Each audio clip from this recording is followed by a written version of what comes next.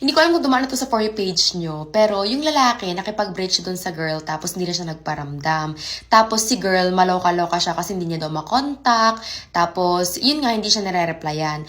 Normal naman yun, I think, kapag katas nyo mag-break, kasi may mga relasyon na after breakup, may mga ano pa yan, mga 1 week o kaya 1 month na magpapalitan pa kayo ng mag-exchange pa kayo ng mga messages, may mga magpapalit ng number, tapos hi, can you be my textmate? Ay, hindi na pala ganun ngayon. Pero yun nga, di ba? Minsan kasi may eme-emeng breakup, yung break na tayo, tapos mamaya magbabalikan, di ba? So, dumating din ako sa point na yun. Actually, ilang beses din, kaya nakaka-relate ako sa kanya. Ang ginawa ni Bakla, nakita daw niya yung story ng friend ng ex na niya, na pumunta daw silang Zambales. Ngayon yung girl, hindi ko alam kung tagasan siya, pero bumiyahe siya ng 2 hours, papuntang Cubao, tapos 2 hours papuntang Zambales. Malayo ang Zambales.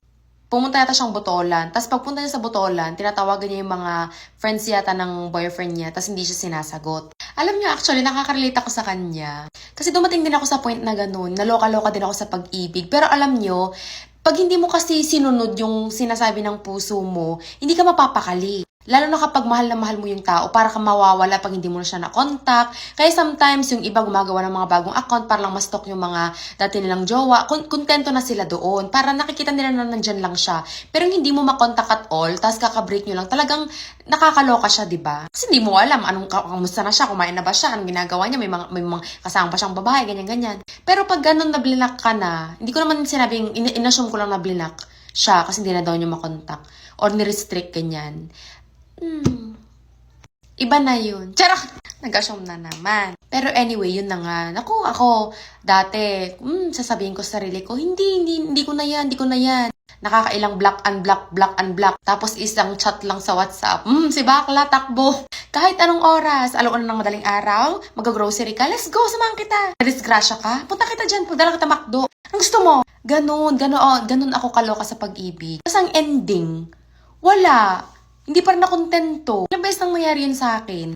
I think, nangyayari yun sa buhay natin. Dumadaan tayo sa mga ganong pagiging loka-loka sa pag-ibig. Dahil doon tayo matututo. Kasi feeling ko, part siya ng process ng pag-move on. Darating yung time na mapapagod ka, sige, try mo tong magbalikan kayo, tas magloloko ulit, or magagawin niya ulit yung pinag-awayan nyo, so mababalikan kayo, hanggang dumating sa point na mapagod ka na ikaw mismo. Kaya nga, pag pinagsasabihan ko yung mga friends ko, hindi ko na iwan mo na yung, hindi na ako gumaganon, kasi alam ko, kasi naranasan ko na hindi effective yung sasabihin o payo ng ibang tao kasi ang mananaig is yung puso mo. Maglalaban ito at saka ito. I'm sure na meron iba dyan, mas malala pa yung ginawa pagdating sa pag-ibig. Pero matututo ka rin dyan. One day, tatawa naman lang yung sarili mo, ginawa ko yun, oh my God. Tapos mapapaganon ka na lang. Tapos pag pinakilala na sa'yo ni Lord, yung taong para sa'yo talaga, dun mo marirealize na, kaya pala nangyari sa akin yung mga yun. Para pag pinakilala na sa akin ni Lord, yung taong para sa akin, mas ma-appreciate ko siya. May mga naging karelasyon ako noon na sinabi ko, parang may mali sa akin, parang may kulang sa akin. Kasi gusto nila, ganito ko manamit, ganito ko magsalita. Pero ayoko yun parang hindi ako yun Tapos yung mapapangasawa ko pala, yun yung taong tatanggap sa akin kung ano ako, hindi ako babaguhin. Susuportan pa nga ako And araw-araw ko napapasalamat sa Diyos.